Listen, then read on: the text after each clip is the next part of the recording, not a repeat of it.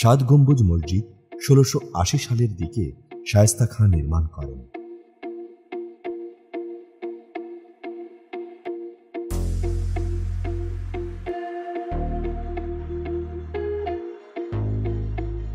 সতেরো শতকে দিল্লি, আগ্রা ও লাহোরে নির্মিত মুঘল স্থাপত্য শৈলী অনুসরণ করে নির্মিত হয় তারা মসজিদ। মসজিদটি সাদা মার্বেল পাথরের গম্বুজের উপর নীলরঙা তারার নকশাযুক্ত বলে তারা মসজিদ নামে পরিচিত।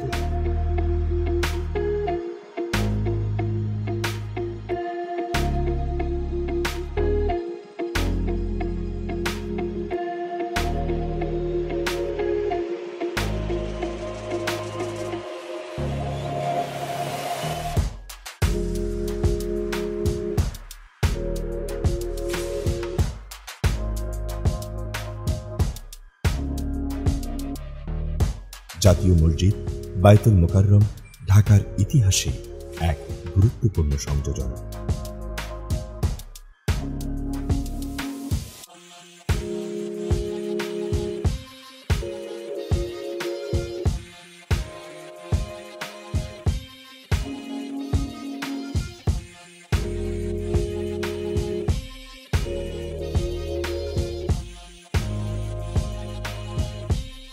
সাম্প্রদায়িক সম্প্রীতির শহর ঢাকা।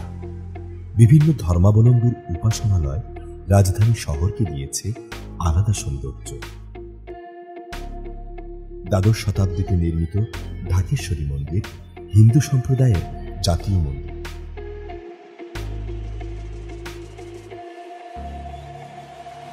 ঠাটারি বাজারের জয়কালী মন্দিরটি প্রায় ৩০০ বছরের পুরনো।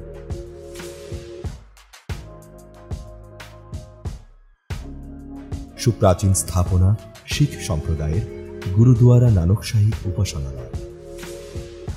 ১৫৯৫ থেকে ১৮৩০ সালের মধ্যে এটি নির্মিত। আরমানিটোলায় ১৭৮১ সালে নির্মিত হয় আর্মেনিয়ান চার্চ। ঢাকার আদি গির্জাগুলির অন্যতম বাহাদুর শাহ পার্কের উত্তরে সেন্ট থমাস চার্চ, নির্মাণ ১৮৯১ সাল। ১৯২১ সালে এই জেলাতেই গড়ে ওঠে প্রাচ্যের অক্সফোর্ড খ্যাত শিক্ষা প্রতিষ্ঠান ঢাকা বিশ্ববিদ্যালয়।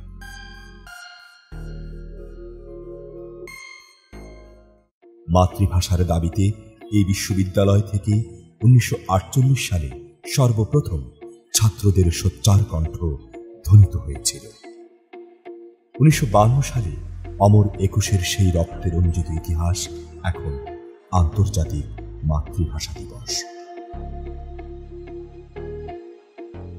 ১৯৭১ সালের ৭ই মার্চ ঢাকার ঐতিহাসিক রেসকোর্স ময়দান অর্থাৎ আজকের সোহরাওয়ার্দী উদ্যানে বাঙালির অবিসংবাদিত নেতা বঙ্গবন্ধু শেখ মুজিবুর রহমান স্বাধীনতার ডাক দেন। রক্ত যখন দিয়েছি, রক্ত আরো দেব, এদেশের মানুষকে মুক্ত করে ছাড়বো ইনশাআল্লাহ।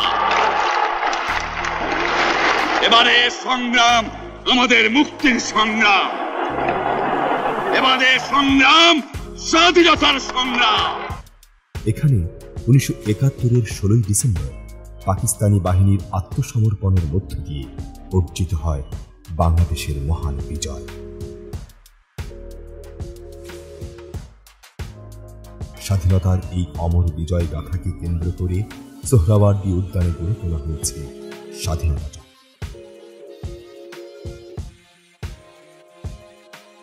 বংশাবতীর পূর্ব তীরে সর্বেশ্বর নগরী, বৈশে রাজা হরিশ্চন্দ্র যিনি শুরু করি, ধারণা করা হয় বংশাবতী থেকে বংশী নদী।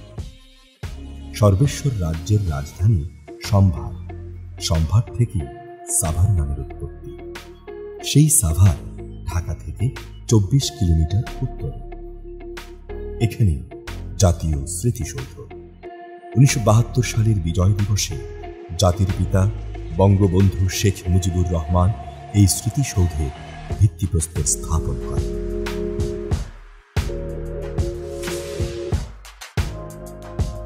আধুনিক ঢাকার অন্যতম স্থাপনা জাতীয় সংসদ ভবন। যদিও এর নির্মাণ শুরু হয়েছিল অনেক আগে, কিন্তু যুক্তরাষ্ট্রের স্থপতি লুই ইসাদোর কান ভবনটিকে এমন একটি আন্তর্জাতিক মাত্রা দিয়েছেন যার আধুনিকতা কখনো ম্লান হবার নয়। ইট কংক্রিটের সাথে প্রকৃতির নিবিড় সূক্ষ্ম এই ভবনের বিশেষত্ব। আধুনিক ঢাকার সড়ক অবকাঠামো এবং এর নান্দনিক নির্মাণ শৈলী চোখে পড়ার মতো। ঢাকা জেলার অনেক কিছুই এখন পথচারী মানুষকে মুগ্ধ করে। আধুনিক ঢাকার হাতিরঝিল অন্যতম দৃষ্টিনন্দন কেন্দ্র। ৩০০ একরের বেশি জমির ওপর প্রায় ২,০০০ কোটি টাকা ব্যয়ে বাস্তবায়িত হয়েছে এই মনোরম প্রকল্প। যে কোনো স্থানের পাঠাগার দেখে সেখানকার ইতিহাস ও ঐতিহ্যের ধারণা করা হয়। সেদিক থেকে সমৃদ্ধ ঢাকার গণগ্রন্থাগার।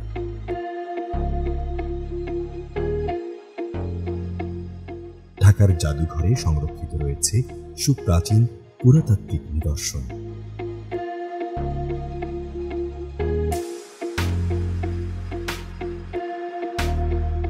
বঙ্গবন্ধু শেখ মুজিবুর রহমান নভ থিয়েটার নবীন প্রজন্মের কাছে মহাকাশ বিজ্ঞানের দিগন্ত উন্মোচন করেছে।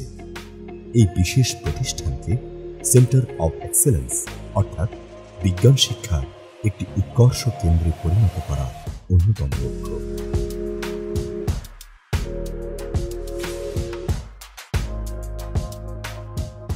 ঢাকা একদিকে যেমন মেট্রোপলিটন সিটি,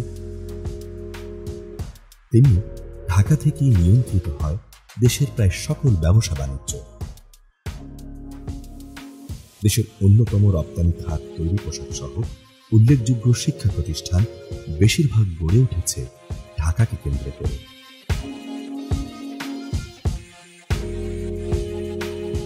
ঢাকার অদূরে রয়েছে ঢাকা রপ্তানি প্রক্রিয়াকরণ অঞ্চল ইপিজেড।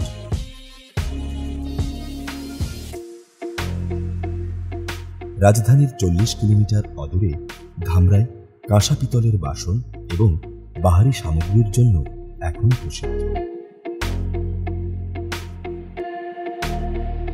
৯০০ হিজরির কোন এক সময় ৫ জন সুফি দরবেশের আগমন ঘটেছিল এখানে। তাদের নামে পাঠানটলায় ৫ পীর শাহ মাজার।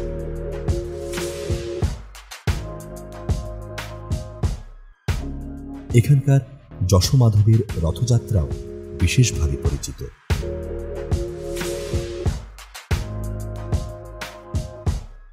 ঢাকার নবাবগঞ্জ উপজেলার কলাকোপায় বিশালাকৃতি জমিদার বাড়ি জজ বাড়ি নামে পরিচিত।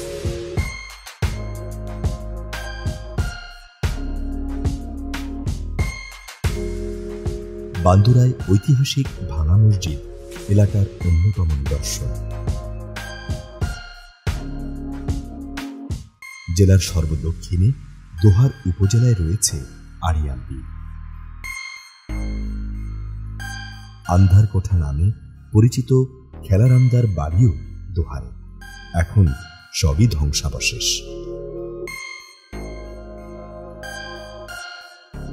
ঢাকার মসলিন ছিল একসময় জগৎ বিখ্যাত। এখন ঢাকায় জামদানির কদরও কম নয়। অপূর্ব কারুকাজে তৈরি জামদানির কারিগরেরা তাদের ঐতিহ্যকে ধরে রেখেছেন আজও। ইতোমধ্যে ভৌগোলিক নির্দেশক বা জিওগ্রাফিক্যাল ইন্ডিকেশন জিআই অর্জন করে জামদানি হয়ে উঠেছে বাংলাদেশের পণ্য। জাতীয় উদ্ভিদ উদ্যান হিসেবে দেশের উদ্ভিদ প্রজাতি সংরক্ষণ,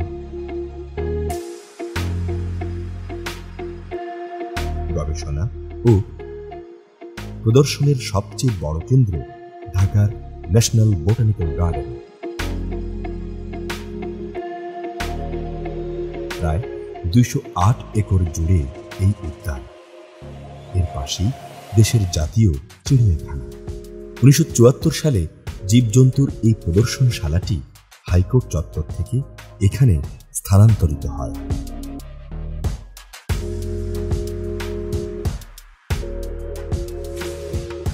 ১৯ শতকে বলধার জমিদার ঢাকায় বাগান বাড়ি নির্মাণ করেন, সেটি বলধা গার্ডেন। এটি দুষ্প্রাপ্য বৃক্ষরাজির স্টোর হাউস। বিশ্বকবি রবীন্দ্রনাথ ঠাকুর ঢাকা ভ্রমণে এসে গার্ডেনের জয় হাউসে অবস্থান করেন। মুঘল আমলে গড়ে ওঠা সবুজ উদ্যান রমনার পাশেই মহানগরীর অভিজাত সম্প্রদায়ের মিলন কেন্দ্র ঢাকা ক্লাব নির্মিত হয় 1911 সালে। 1971-এর 16 ডিসেম্বর ঢাকা ক্লাবের টেবিলেই স্বাক্ষরিত হয় পাকিস্তানি বাহিনীর ঐতিহাসিক আত্মসমর্পণ।